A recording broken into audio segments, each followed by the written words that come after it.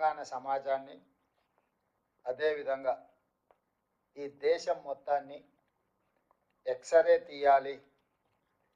ఒక మనిషి ఎక్స్రే తీస్తే ఆ మనిషి లోపల బయట కనిపించే సమస్యనే కాదు, లోపల దీర్ఘకాలికంగా పేరుకపోయిన సమస్యలన్నిటిని కూడా ఎక్స్రే ఏ విధంగా అయితే బయట పెడుతుందో, ఈ దేశం యొక్క స్థితిగతులను ఈ సామాజిక, ఆర్థిక, విద్యా, ఉపాధి, రాజకీయ మరియు కుల సర్వే చేస్తే అన్ని వాస్తవాలు బయటకు వస్తాయి. ఎక్స్రే తీయాలని మన నాయకుడు రాహుల్ గాంధీ గారు కన్యాకుమారి నుంచి కశ్మీర్ వరకు పాదయాత్ర చేస్తున్న సందర్భంగా 4000 కిలోమీటర్లు 150 రోజులు మండు టెండల్లో మంచు కొండల్లో నడుస్తూ ప్రజలు ఆయన దృష్టికి తీసుకొచ్చిన విషయాలను క్రోడీకరించి ఈ ఎక్స్రే కాంగ్రెస్ పార్టీ తీస్తుంది, చేస్తుంది. ఆనాడు ఎస్సీ ఎస్టీ రిజర్వేషన్లు ఇచ్చిన, ఆ తర్వాత మహిళలకు రిజర్వేషన్లు ఇచ్చిన, కొద్దిమంది రాజులకు మహారాజులకు అందుబాటులో ఉన్న బ్యాంకులను జాతీయం చేసిన, ఉపాధి హామీ పథకం తీసుకొచ్చిన, ఫుడ్ సెక్యూరిటీ చట్టాన్ని తీసుకొచ్చిన, రైట్ టు ఇన్ఫర్మేషన్ యాక్ట్ తీసుకొచ్చిన, రైతులకు కనీస మద్దతు ధర మినిమం సపోర్ట్ ప్రైస్ రైతులు పండించిన పంటకు చట్టబద్ధత కల్పించిన, ఇలాంటివి ఈ దేశ ప్రజలు ఏమి కావాలని కోరుకుంటున్నారో వాటన్నిటినీ అందరికంటే ముందు కాంగ్రెస్ పార్టీ అందించింది. ఈరోజు బలహీన వర్గాలకు సంబంధించి ఒక లెక్క తేలాలి.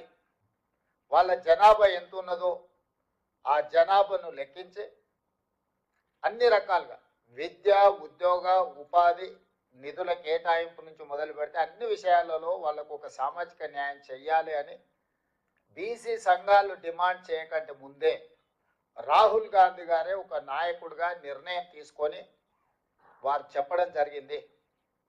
తెలంగాణ రాష్ట్రంలో మిత్రుడు శ్రీహరి గారు ఇక్కడనే ఉన్నారు. వారి నియోజకవర్గంలో కర్ణాటక రాష్ట్రం నుంచి మహబూబ్ నగర్ జిల్లా మక్తల్ కృష్ణానదిని దాటుకుంటూ మొట్టమొదట వారు అక్కడ ఉదయించే సూర్యుడిలాగా తెలంగాణ రాష్ట్రంలోకి అడుగుపెట్టిన పాదయాత్రలు దాదాపుగా 24-25 రోజులు ఈ తెలంగాణ రాష్ట్రంలో పాదయాత్ర చేస్తూ నిజామాబాద్ జిల్లా జుక్కల్ నుంచి మహారాష్ట్రలోకి వారు ప్రవేశించడం జరిగింది. ఈ రాష్ట్రంలో పర్యటన చేసినంత కాలం రాహుల్ గాంధీ గారు స్పష్టంగా తెలంగాణ రాష్ట్రంలో కాంగ్రెస్ పార్టీని మీరు అధికారంలోకి తీసుకురండి, తప్పకుండా మా ప్రభుత్వం కులగణన చేసి తీరుతుంది, ఇది నా మాట అని చెప్పి రాహుల్ గాంధీ గారు మాట ఇచ్చింది ప్రజలకు.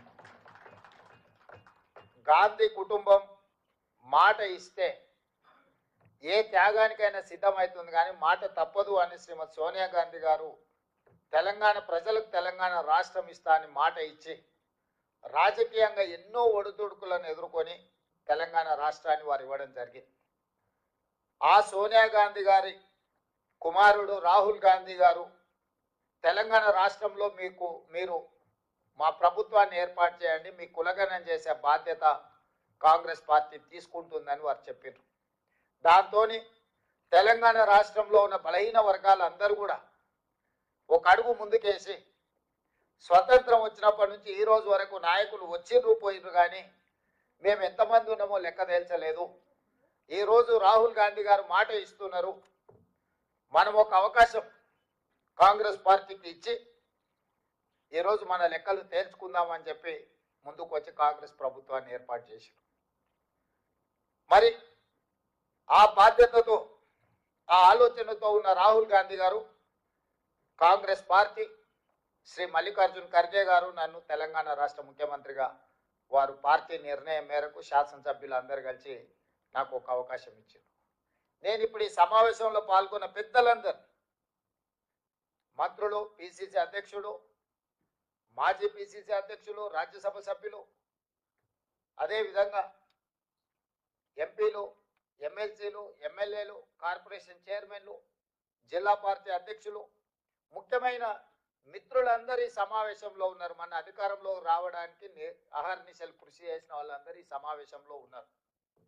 ఈరోజు నేను మిమ్మల్ని అడుగుతున్నా, మన నాయకుడు రాహుల్ గాంధీ గారు మాట ఇచ్చిన తర్వాత, ఆ మాటను ప్రజలు విశ్వసించి మనకు అధికారాన్ని కట్టబెట్టిన తర్వాత దీన్ని అమలు చేయడం నా బాధ్యతనా కాదా? కాబట్టి ఈరోజు మన నాయకుడు ఇచ్చిన మాటను తూచా తప్పకుండా అమలు చేయాలనే చిత్తశుద్ధితోని తెలంగాణ రాష్ట్ర ముఖ్యమంత్రిగా దేశంలో ఏ ముఖ్యమంత్రి, ఏ రాష్ట్ర ప్రభుత్వం ఈ నిర్ణయం చేయడానికి సాహసం చేయలే. దానివల్ల వచ్చే రాజకీయ పరిణామాలు కావచ్చు, లేకపోతే ఎదుర్కోవాల్సిన సమస్యల్ని చూసి భయపడి ఎవరు ముందుకు రాలే భారతదేశం మొత్తంలో. కానీ తెలంగాణ రాష్ట్ర ప్రభుత్వం రాహుల్ గాంధీ గారు ఇచ్చిన మాటను నిలబెట్టాలి అన్న ఆలోచనతోటి 100% ఈ విషయాన్ని పారదర్శకంగా ప్రజల్ని మమేకం చేసి ప్రభుత్వాన్ని పూర్తి స్థాయిలో ఇందులో ఈ కార్యాచరణలో, ఈ కార్యక్రమంలో ప్రభుత్వాన్ని పూర్తి స్థాయిలో భాగస్వాములను చేసి ఈ కార్యక్రమాన్ని చేపట్టినము. చాలా మంది ఇదేదో ఆశామాసి ఆనాడు సమగ్ర కుటుంబ సర్వే కేసీఆర్ గారు 12 గంటలలో చేసి ఇదే లెక్కలని కాకి లెక్కలని చెప్పాను. ఏ రోజు కూడా అధికారికంగా వారు క్యాబినెట్లో పెట్టడం కానీ, శాసనసభకు వివరాలు ఇవ్వడం కానీ, ప్రభుత్వం ఎక్కడ అధికారికంగా లెక్కలు చూపించలేదు. ఈ రాష్ట్రంలో ఉన్న జనాభానంతా లెక్క కట్టి ఒక కుటుంబం, ఒక వ్యక్తి ఆ వివరాలను దాచిపెట్టుకొని ఎన్నికలు వచ్చినప్పుడు ఆయనకు అవసరమైన విధంగా ఆ సమాచారాన్ని వినియోగించుకొని రాజకీయ ప్రయోజనం పొందేదే తప్ప 10 సంవత్సరాలలో ఆ సమాచారాన్ని పేదల కోసం వినియోగించలేదు. అందుకే కాంగ్రెస్ పార్టీ ప్రభుత్వం ఎప్పుడైతే ఈ కులగణన చేయాలి, ఈ వివరాలను సేకరించాలనుకున్నప్పుడు వివిధ రాష్ట్రాలలో, ఈ దేశంలో ఎక్కడెక్కడ ఏ రాష్ట్రాలు ఇందులో ప్రయత్నం చేసినాయి, ఆ ప్రయత్నాలలో విజయం సాధించిన వాళ్ళు ఎవరు, వైఫల్యం చెందిన వాళ్ళు ఎవరు అని స్టడీ చేసి ఒక అధికారుల బృందాన్ని బీహార్, హర్యానా, కర్ణాటక, రాజస్థాన్ వివిధ రాష్ట్రాలకు తిప్పి అధికారుల బృందాన్ని సమాచారాన్ని సేకరించడము. అదేవిధంగా ఒక మంత్రివర్గ ఉపసంఘాన్ని వీటన్నిటిని పర్యవేక్షించడానికి ఉత్తమ్ కుమార్ రెడ్డి గారిని, దామోదర్ రాజనరసింహ గారిని, శ్రీధర్ బాబు గారిని, మిత్రుడు పొన్నం ప్రభాకర్ గారిని, సీతక్కను ఒక మంత్రివర్గ ఉపసంఘాన్ని వేసి, ఎందుకంటే దీనికి అధికారిక కార్యాచరణ, ఒక అధికారిక గుర్తింపు ఉండాలని మంత్రివర్గ ఉపసంఘాన్ని వేసాం. ఈ మంత్రివర్గ ఉపసంఘము, అధికారిక బృందము వివిధ రాష్ట్రాలలో పర్యటించి సమాచారం సేకరణ చేసి ఆ వివరాలన్నీ కూడా మంత్రివర్గానికి వాళ్ళు వివరిస్తే అక్కడి నుంచి వివిధ రాష్ట్రాలలో వచ్చిన సమస్యలను దృష్టిలో పెట్టుకొని ఇది ఏదో ఒక డిపార్ట్మెంట్ చేస్తే దీనికి చట్టంలో, కోర్టులో ఇబ్బంది వస్తుంది అని చెప్పి ఇతర రాష్ట్రాల అనుభవాలను దృష్టిలో పెట్టుకొని ప్లానింగ్ డిపార్ట్మెంట్ చేయాలని చెప్పి ఒక నిర్ణయానికి వచ్చినాం.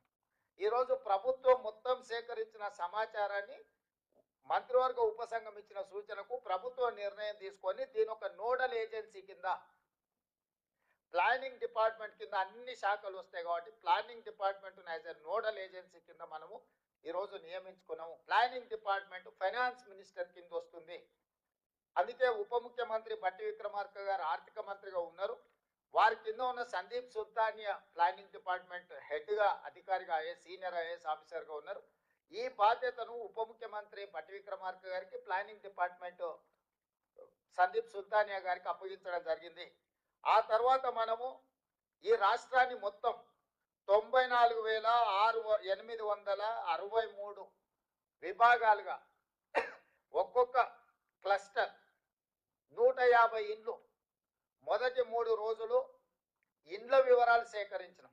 ఇట్లా ప్రతి ఇంటికి వెళ్ళి ఒక స్టిక్కర్, ప్రతి ఇంటికి వెళ్ళి ఆ ఇంటికి ఒక నెంబర్ వేసి ఫస్ట్ ఇండ్ల సమాచారాన్ని సేకరించినాం. 3 రోజులు ఇదే ప్రక్రియ మీద 94,863 మంది ఎన్రోలర్స్ ఇల్లు తిరిగి ఇంటికి స్టిక్కర్లు అంటించి ఫస్ట్ ఇండ్ల లెక్క రాసుకొచ్చారు. వీళ్ళు పనిచేస్తున్నారా లేదా అని పర్యవేక్షించడానికి 9,628 మందిని సూపర్వైజర్లు, ప్రతి 10 మంది ఎన్రోలర్స్కి ఒక సూపర్వైజర్ని పెట్టి ఈ 10 మంది ఎన్రోలర్స్ ఇల్లు తిరిగి ఇంటికి స్టిక్కర్ అంటించి ఆ ఇళ్ళ వివరాలు సేకరిస్తున్నారా లేదా అని చెప్పి సూపర్వైజర్లను నియమించినాం. వీళ్ళ మీద మండల స్థాయిలో ఒక అధికారిని వేసినాం. ఆ మండల స్థాయి అధికారుల మీద ఒక అడిషనల్ కలెక్టర్ స్థాయి, జిల్లా స్థాయి ఇంకొక అధికారిని నియమించాం. ఆ పైన కలెక్టర్ను పెట్టినాం. అంటే కలెక్టరు, అడిషనల్ కలెక్టరు, మండల స్థాయి అధికారి, ప్రతి 10 మంది ఎన్రోలర్స్కి ఒక సూపర్వైజరు, ఆ కింద ప్రతి 150 ఇళ్లకు ఒక ఎన్రోలర్. ఇంత వ్యవస్థను పక్కడబందిగా 1,03,889 మందిని ఈ ప్రక్రియలో భాగస్వాములను చేసినాము. ప్రభుత్వంలో ఉన్న 15 శాఖలకు సంబంధించిన సిబ్బందిని మనం ఇందులో వినియోగించినాం. అందులో ప్రధానంగా టీచర్లు, ఇతర విభాగాలకు సంబంధించిన అధికారులను ఇల్లు వెళ్ళి ఈ 150 ఇళ్లకు సంబంధించిన సమాచారాన్ని తీసుకురావాలని ఇచ్చినాం. వాళ్ళకి రెగ్యులర్గా గవర్నమెంట్ ఇచ్చే జీతమే ఇస్తే వాళ్ళకి ఇంట్రెస్ట్ ఉండదని చెప్పి ఈ ఎన్రోలర్స్గా పాల్గొన్న వాళ్ళకు కూడా మనం ఒక్కొక్కరికి 10,000 రూపాయలు ఇవి చేయడానికి వాళ్ళకు ప్రత్యేకంగా నిధులు ఇచ్చినాం. 160 కోట్ల రూపాయలు మొత్తం ప్రభుత్వ అధికారులు పనిచేసిన అదనంగా 160 కోట్ల రూపాయల నిధులను కేటాయించి 50 రోజులు నిరంతరం 1,03,889 మంది ప్రభుత్వ సిబ్బంది ఇల్లు తిరిగి సమాచారాన్ని సేకరించారు. ఈ సేకరించిన సమాచారం మొదట ఇళ్లకు ఇట్లా స్టిక్కర్లు అతికించి ఇండ్ల లెక్క తీసినాం. ఆ తర్వాత మొత్తం 8 పేజీల సమాచారం ఇట్లా ప్రతి పేజీలో సమాచారాన్ని సేకరించి చివరి పేజీలో 8వ పేజీలో ఇక్కడ ఇంటి యజమాని సంతకం, ఇక్కడ ఎన్రోలర్ సంతకం, ఎన్యూమరేట్ చేసిన ఎన్రోలర్ సంతకం, ఇక్కడ సూపర్వైజర్ సంతకం. ఇందులో 8 పేజీలలో ఇచ్చిన సమాచారం ఆ ఇంటి యజమాని మొత్తం చదివి ఇన్న తర్వాత సంతకం పెట్టి ఇచ్చిన సమాచారం. ఇది ప్రభుత్వ సిబ్బంది పోయి ఇంటి ముందర కూర్చోనో లేకపోతే ఇంటి బయట ఎవరినో వేరేళ్ళని అడిగి ఇంటి ఆయన ఏ కులమయ్యా లేకపోతే ఇంటి ఆయన ఏం చేస్తాడని అడిగి సేకరించిన సమాచారం కాదు. ఇవాళ ఇక్కడ ఉన్న మిత్రులందరికీ 8 పేజీలల్లా ప్రతి కాలం 57 కాలమ్స్ ఉన్నాయి. దీంట్లో ప్రతి కాలం ఇంటి యజమాని ఇచ్చిన సమాచారంతో పాటు ఇంటి యజమాని సంతకం తీసుకొని వాళ్ళ మొబైల్ నెంబర్ తీసుకొని సేకరించిన ఎన్యూమరేటర్ సంతకం పెట్టి ఈ ఎన్యూమరేటర్ మీద ఉన్న సూపర్వైజర్ సంతకం పెట్టి ప్రతి 150 ఇళ్లకు సంబంధించిన సమాచారాన్ని క్రోడీకరించి కంప్యూటరీకరించినము. 36,000 మంది డేటా ఎంట్రీ ఆపరేటర్లను సపరేట్గా ఈ 1,03,889 మంది సమాచారం సేకరించిన సిబ్బంది కాకుండా డేటా ఎంట్రీ ఆపరేటర్లను 36,000 మంది సిబ్బందిని అదనంగా తీసుకొని ఈ 36,000 మంది సిబ్బంది ఏ ఎన్రోలర్ ఎవరైతే ఉన్నాడో ఆ 150 ఇట్లాంటి 8 పేజీల సమాచారాన్ని తీసుకొని అతనే కంప్యూటర్ ఆపరేటర్ పక్కన కూర్చొని ఒక్కొక్క వివరాలు కంప్యూటర్లో ఎంట్రీ చేయించి, ఎందుకంటే గతంలో సమగ్ర కుటుంబ సర్వే చేసినప్పుడు ఎస్సీ ఉపకులాల సమాచారము ఈరోజు ఉన్నాయి 59 కులాలు. కానీ సమగ్ర కుటుంబ సర్వేలో ఒక రోజులో చేరడం వల్ల 82 కులాలుగా ఎస్సీ ఉపకులాలను రాసుకొచ్చారు వాళ్ళు. ఎందుకు 82 కులాలు వచ్చినా నేను స్టడీ చేసిన 82 ఎందుకుంది. మోచి MOCHI ఆ కులం, కానీ కొందరు ముచ్చి అని రాసిన పోయినాడు MUCHI అని రాసిన. ఆ కంప్యూటర్ కొట్టేటోడు మోచిని ఒక కులం కింద కొట్టిండు, ముచ్చి ఇంకొక కులం కింద కొట్టిండు. చెండాడ అని ఒక కులం ఉంది, CHA NDA DA ఉండాల్సిన దగ్గర చెండాండా అని కొట్టుకొచ్చాడు. సో అదొక కులం కింద ఇదొక కులం కింద చివరికి ఎస్సీ ఉపకులాలు 82 కులాలుగా మారినాయి. అంటే రాసుకొచ్చినోడు ఒకడు, కంప్యూటర్లో ఎంట్రీ చేసినోడు ఒకడు, ఇవి బయటికి చెప్పినోడు ఒకడు. ఎవరికి పొంతం లేకపోవడంతో సమగ్ర కుటుంబ సర్వే చంద్రశేఖరరావు ఏదైతే లెక్కలు చెప్తున్నాడో తప్పుడు లెక్కలుగా అర్థం పర్థం లేని లెక్కలుగా మారి అవి బయట పెడితే వాళ్ళ పరువు పోతుంది. ప్రభుత్వం చేసిన ఆనాటి ప్రభుత్వం చేసిన మొత్తం వ్యవహారం అంతా ప్రజలకు అర్థమవుతుందని అది ఆయన్నే సిగ్గుతోని లోపల దాచిపెట్టుకొని ఎన్నికలు వచ్చినప్పుడు ఆయనకు వాడుకున్నాడు. అందుకే బయట పెట్టలే. సో అందుకోసమని మనం ఏం చేసినామంటే ఎవరైతే ఎన్రోలర్గా ఇల్లు తిరిగి సమాచారం సేకరించాడో అతనే వచ్చి కంప్యూటర్ ఆపరేటర్ పక్కన కూర్చొని కంప్యూటర్కి ఇందులో జిల్లా పేరు, మండలం పేరు, గ్రామ పంచాయతీ పేరు, ఆవాసం పేరు, అంటే హ్యాబిటేషన్ ఎక్కడ, వార్డు నెంబర్ ఎంత, ఇంటి నెంబర్ ఎంత, ఏ కోడు, ప్రతిదీ ఎవరైతే రాసుకొచ్చిండో అతనే కంప్యూటర్లో ఎంట్రీ చేసి మళ్ళీ ఈ 150 దేనికి దానికి బండలు కట్టించినాం.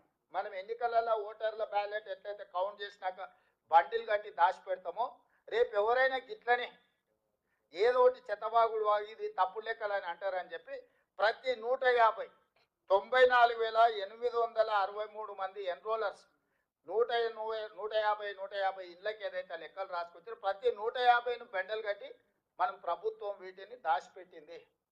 ఇవాళ ఏ బ్లాక్లో ఎక్కడ తప్పు జరిగిందో వాళ్ళని చెప్పమని ఉంది. మనం ఆ బెండలు తీసి ఓపెన్ చేసి పోదాం ఆ ఊర్లో, ఆ బ్లాక్లో పోయి మళ్ళీ క్రాస్ చెక్ చేయడానికే మనకు రెడీగా ఉంది. కంప్యూటర్ల సమాచారమే కాదు, రాసుకొచ్చిన సమాచారం కూడా ఈరోజు మన దగ్గర స్పష్టంగా నిక్షిప్తం చేసి పెట్టినము.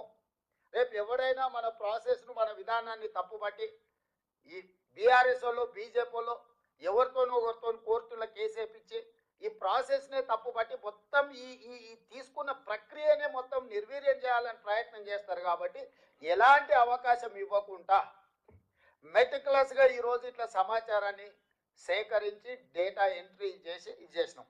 ఇందులో మనకు వచ్చిన సమాచారం ఏంది? మొత్తము మనకు 3,84,54,554 మంది ఇందులో సమాచారంలో పాల్గొన్నారు. ఇది మనం రాసుకొచ్చింది కాదు. ఈ కుటుంబాలందరూ బయటికి వచ్చి ఇంత జనాభా మనతోని వాళ్ళు నమోదు చేయించుకున్న జనాభా.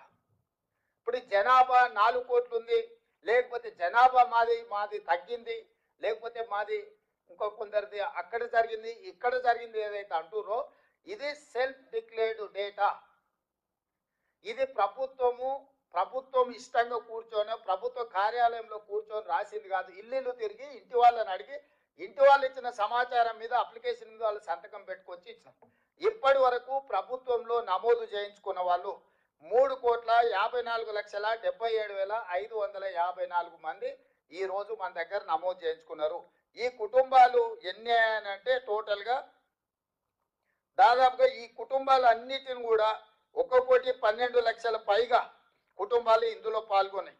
ఈ మిగతా వాళ్ళు ఏదైతే 3 లక్షల పైచిలకు కుటుంబాలు పాల్గొనలేదో ఒక అంచనా 16 లక్షల పైగా జనాభా, 3,56,000 కుటుంబాలు మనకి ఇందులో మన ఇండ్లు గుర్తించిన వాళ్ళు, మన ఇంటికి స్టిక్కర్ అంటించిన వాళ్ళు నమోదు చేయించుకోలేదని ఒక అంచనాకు వచ్చినాము. ఈరోజు ఈ మొత్తం ప్రక్రియనే తప్పుపడుతున్నారు.